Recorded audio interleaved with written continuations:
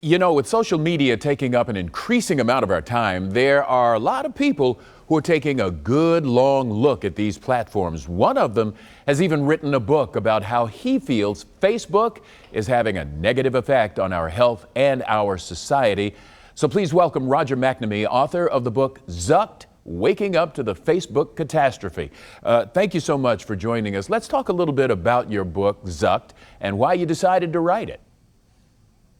So Clyde, really simple. I spent a 34-year career in Silicon Valley as an investor, helping to build companies, being a real capitalist and person who trusted that technology would always make our lives better.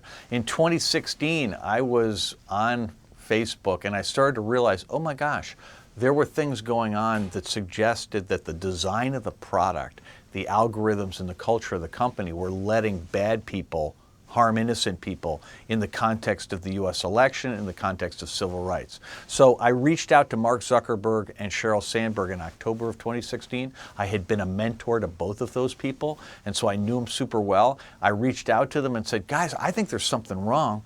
And sadly, they didn't agree, and that forced me to do something I never expected to do, which is become an activist. Well, you know, a lot of people tend to view Facebook as allowing false political ads. So what do you think about that? So the real issue here is that Facebook and Google and other companies like them depend on our attention. The best way to get our attention is to provoke fear and outrage. The content that does that is hate speech, disinformation, conspiracy theories. And so from their perspective, the algorithms will always be tuned to promote engagement, to promote that kind of content. And the false ads that Facebook is now allowing, that's a big change. They used to treat political ads the same way they did everything else. You had to be honest about it. But they made that change because it was politically expedient for them to do that.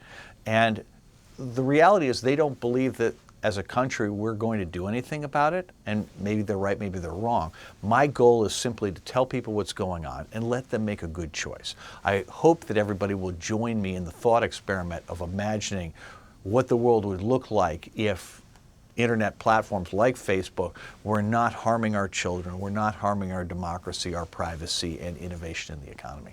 Well, very briefly here, you do bring up the issue beyond the political of potential harm to our children. What should parents know and what should they do about their teens' use of social media? So we've run this massive experiment of exposing kids to technology basically at birth. And what we've realized that there's all kinds of problems. Data collection happens from kids in elementary school on products like Minecraft and Google's Chromebooks.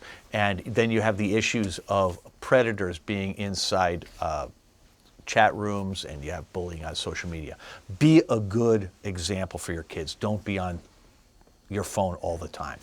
Find ways to have play dates that are outside of the house. You know, work with other parents to protect kids, and work with schools to limit the amount of technology that's in the classroom.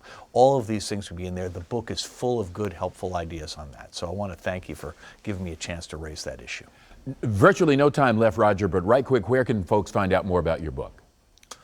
So you can go to zuckedbook.com. That's my website. And Zucked, Waking Up to the Facebook Catastrophe is a paperback available in booksellers around the country and on Amazon. Okay. There are 4 new chapters. I would encourage everybody to check it out. Thank you, Roger, so much for talking to us.